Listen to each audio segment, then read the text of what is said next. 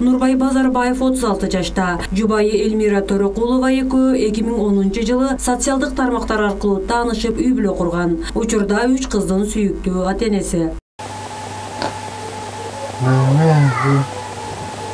Кыйынчылыктар, түшүктөр болду.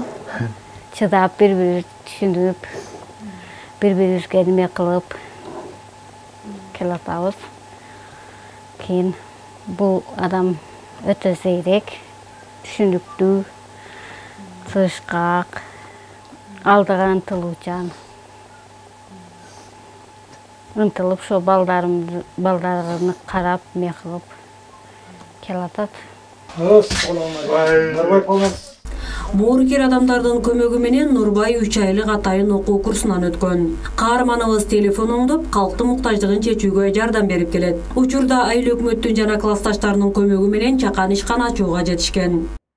Ушу досубузга иш болсун деп ушуну биз досторубуз куруп бергенбиз бул балага.